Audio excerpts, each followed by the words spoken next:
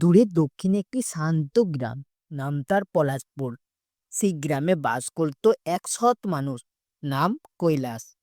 সে প্রত্যেক দিন ভোরে উঠে গরু দুয়ে শহরে দুধ বিক্রি করে আসে।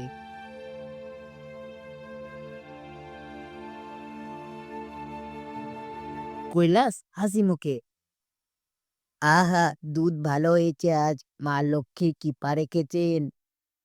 শ্যামা, আজ একটু আগে বেরিয়েও, কালকে তো দুধ কমে গেছিল। কৈলাস, হ্যাঁ গিন্নি, ভাবছি আজ রাতে দেখে নেব কে যে দুধ চুরি করে। কৈলাস দুধ দুহে হাঁড়িটিকে উঠোনে রেখে লুকিয়ে বসে থাকে এক কোণে। রাত গভীর হয়, চাঁদের আলো দুধের হাঁড়িতে পড়ে ঝলমল করছে। হঠাৎ ঘাসের শব্দ, ফস ফস ফস ফস। একটা বড় সাপ এসে দুধের হাঁড়িতে মুখ ডুবে দুধ খেতে শুরু করলো। কৈলাস অবাক হয়ে তাকিয়ে থাকে। সাপ চলে গেলে দেখে হাঁড়িটির পাশে একটি সোনার মুদ্রা পড়ে রয়েছে। কৈলাস আশ্চর্য, এ যে দুধের বদলে সোনা রেখে গেল, এ কি অলৌকিক ব্যাপার। পরের দিন সকালে কৈলাস বলে, গিন্নি, চোর ধরা পড়েছে। তা তুমি আমার মুখের কথায় বিশ্বাস করবে না। রাতে সাপ দুধ খেয়ে গেছে, আর একটা সোনার মুদ্রাও রেখে গেছে।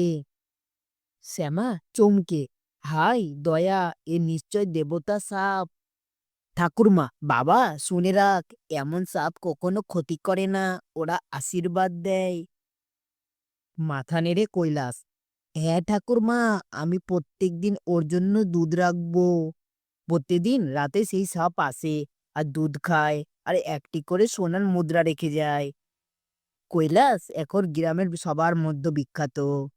শুনেছ, কৈলাসের ঘরে দেবতা সাপ আসে, তাই তো ওর ভাগ্য খুলে গেছে। কৈলাস কিন্তু বিনয়ী। সে সোনার মুদ্রাগুলো মন্দিরে দান করে, সবার প্রতি সাহায্য করে, এবং সবাইকে দুধ বিলি করে। কৈলাস এই সৌভাগ্য হরি নামে তার বন্ধুর চোখে কাটা হয়ে দাঁড়ালো। হরি হিংসা ভরা গলায়, হ্যাঁ, ভগবান না থাকলে এভাবে সোনার মুদ্রা পাওয়া যায় না। কেউ ওর ভাগ্য নয়, আমি কিছু একটা বার করব। সে রাতে হরিপদ কৈলাসের বাড়ির কাছে যায় আর লুকিয়ে দেখে সাপটি দুধ খাচ্ছে। হরি ফিসফিসিয়ে, এই সোনার কয়েন আমি নেব, ওর আর দরকার নেই। সাপ চলে গেলে হরি সোনার মুদ্রাটিকে চুরি করে নেয়। হরির লোভ দিনকে দিন আরো বেড়ে যায়। এবার সে এসে একটি লাঠি নিয়ে প্রস্তুত। আজ মারবই ওই সাপটাকে, দেখবো কয়েনের উৎস কোথায়। যেই না সাপ আসে, সে লাঠি তোলে। সাপ হঠাৎ ছবল মেরে পালিয়ে যায়। হরি চিৎকার করে, বাঁচাও বাঁচাও, সাপ কামড়েছে। গ্রামের লোক ছুটতে আসে, দুধের সাপকে কে মারতে গেল।